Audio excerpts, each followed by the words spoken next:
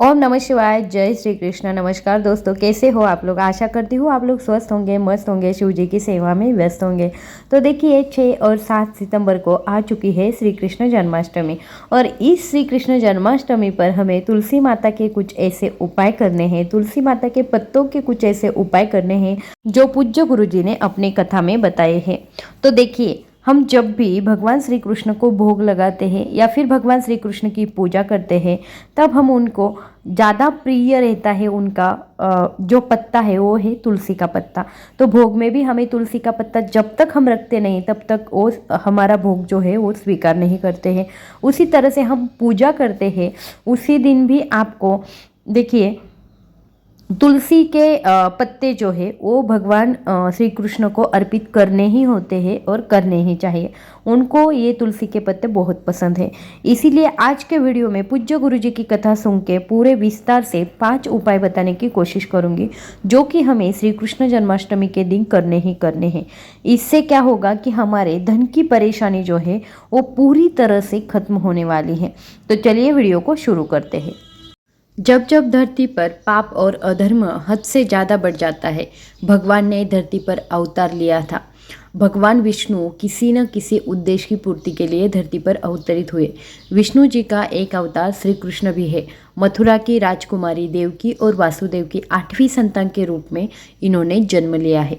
बचपन गोकुल में माता यशोदा की गोद में बिताया। राजा कंस से बचने के लिए वासुदेव ने कान्हा के जन्म के बाद ही उन्हें अपने चचेरे भाई नंद बाबा और यशोदा को दे दिया था। श्री कृष्ण ने अपने जन्म से लेकर जीवन के हर पड़ाव पर चमत्कार दिखाए। श्री कृष्ण के जीवन से जुड़े कई किस्से हैं जो मानव समाज को सीख देते हैं। अधर्म और पाप के खिलाफ सही मार्गदर्शन वो करते हैं। उनके जन्म दिवस को उत्सव की तरह हर साल भक्त हमारे मनाते हैं। तो देखिए, इस साल जो जन्माष्टमी है वो भाद्रपद माह के कृष्ण पक्ष की अष्टमी तिथि 6 सितंबर 2023 को दोपहर 3:37 को शुरू हो रही है। वही तिथि का समापन अगले दिन 7 सितंबर 2023 को शाम 4:14 पर होने वाला है। तो देखिए, भगवान श्री कृष्ण का जन्म रोहिणी नक्षत्र में हुआ था और ये रोहिणी नक्षत्र 6 सितंबर को रात 12 बजे चालू रहता है। तो हमें क्या करना है, उसी दिन मतलब 6 तारीख को हम श्री कृष्ण जन्माष्टमी मना सकते हैं। या फिर अब कुछ लोग ऐसा ही बोलते हैं कि वो 7 तारीख को उदय तिथि के अनुसार अगर देखा जाए तो 7 तारीख को हमें कृष्ण जन्माष्टमी मनानी चाहिए। तो देखिए, हर किसी का प्रश्न है, वो हर अपनी अपनी मान्यताओं के अनुसार 6 या 7 इन दोनों में से कौन सी भी तारीख को कृष्ण जन्माष्टमी मना सकते हैं। आपके जैसे आपके इधर अगर गुरुजी आते होंगे तो उनसे एक बार पूछ लीजिएगा कि वो कब हमें श्री कृष्ण जन्माष्टमी मनानी है, तो वो अच्छे से बता देंगे। तो आज के वीडियो में जो भी उपाय देखने वाले हैं वो आपको 6 तारीख को करने हैं। अगर आप 6 तारीख को नहीं कर सकते, आप 7 तारीख को जन्माष्टमी मना रहे हैं, तो आप 7 तारीख को भी ये उपाय कर सकते हो। तो देखिए, अब ये तुलसी के उपाय है ना, वो जो भी व्यक्ति कृष्ण जन्माष्टमी को करता है उसके घर में कभी भी धन की कमी नहीं होती है। जो भी हमारे आर्थिक प्रॉब्लम्स चल रही है वो पूरी तरह से, वो परेशानी पूरी तरह से हमारे घर से खत्म होती है। लेकिन ये उपाय हमें कृष्ण जन्माष्टमी के दिन ही करने हैं।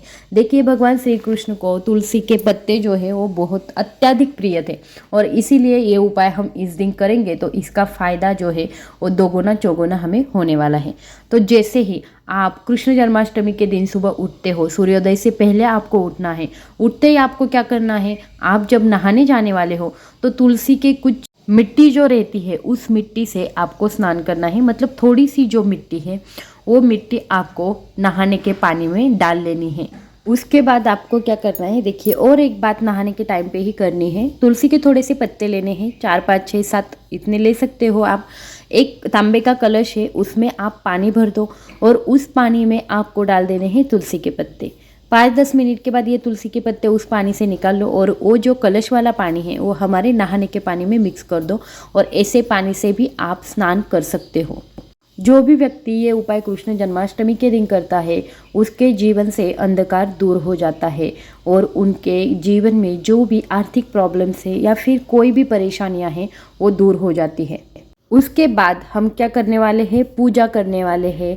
भगवान श्री कृष्ण का अभिषेक तो इस दिन हमें सुबह भी करना है और रात को भी करना है।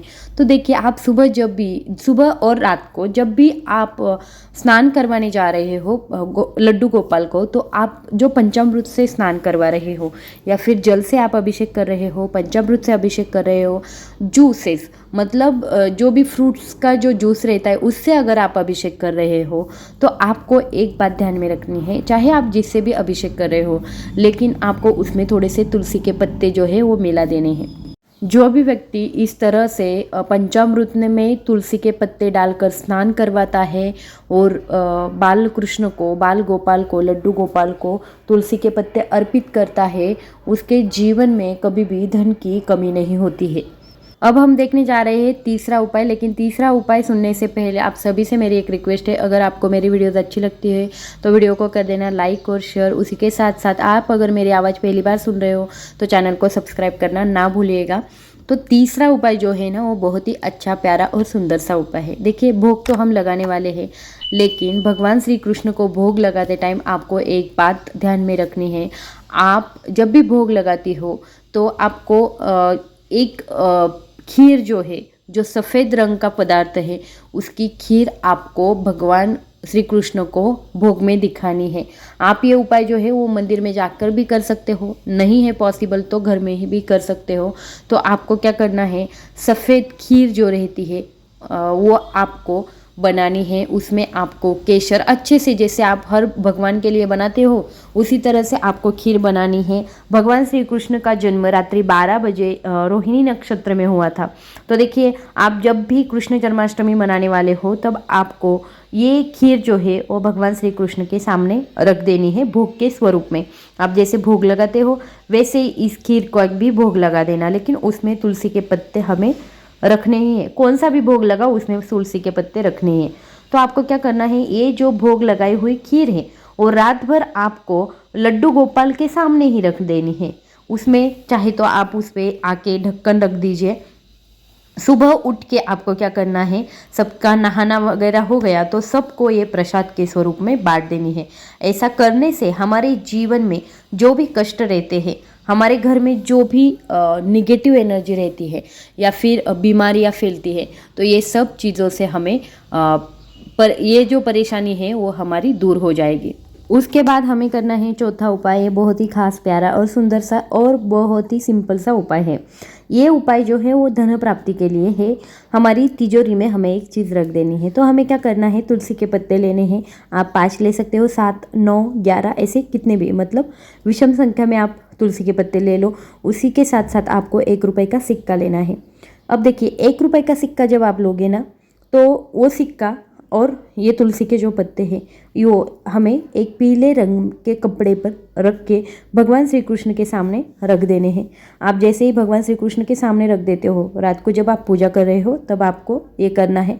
उसके बाद दूसरे दिन सुबह, मतलब 6 तारीख को आप रख देंगे रात को, दूसरे दिन 7 तारीख को आप 7-8 बजे सुबह जब भी आप रेडी हो जाएंगे नहा धो के, तो आपको ये जो तुलसी पत्र है वो उधर से उठा लेने हैं। ये जो सिक्का है वो भी उठा लेना है। चाहे तो आप ये सिक्का और तुलसी पत्र दोनों भी पीले रंग की पोटली बना के अपनी तिजोरी में रख सकते हो, और चाहे तो आप उसमें से सिक्का निकाल लेना, अपने पर्स जो रहती है उसमें डाल देना। लेकिन ध्यान रखिएगा, ये 1 रुपये का सिक्का है ना, वो भी किधर नहीं जाना चाहिए, हमारे पर्स में हमेशा के लिए रहना चाहिए। और ये जो पत्ते हैं ना, वो हम तिजोरी में रख देंगे, एक पीले रंग की पोटली में डाल देंगे। मतलब एक कपड़ा लेंगे, उसको अच्छे से बांध लेंगे और ये पोटली जो है श्री कृष्ण का स्मरण करते हुए अपने तिजोरी में रख देंगे। उसके बाद हम देखने जा रहे हैं 5वां उपाय। ये 5वां उपाय भी बहुत सुंदर सा है। आपको तुलसी माता की जड़ में एक दीपक, आटे का दीपक बनाना है। गोल बाती का दीपक रहना चाहिए। घी का, आटे का और गोल बाती का दीपक जो है वो हम तुलसी माता के इधर रख देंगे। तुलसी माता के पास में आपको रख देना है। चुटकी भर हल्दी जो है वो आपको उस दीपक में डाल देनी है। जो भी व्यक्ति कृष्ण जन्माष्टमी के दिन ये चुटकी भर हल्दी का दीपक तुलसी माता के सामने लगाता है ना, उस व्यक्ति के जीवन में कभी भी धन की कमी नहीं होती, धन की परेशानियां नहीं उत्पन्न होती है। तो आई होप कि आपको ये वीडियो अच्छी लगी होगी तो वीडियो को कर देना लाइक, शेयर और सब्सक्राइब। धन्यवाद।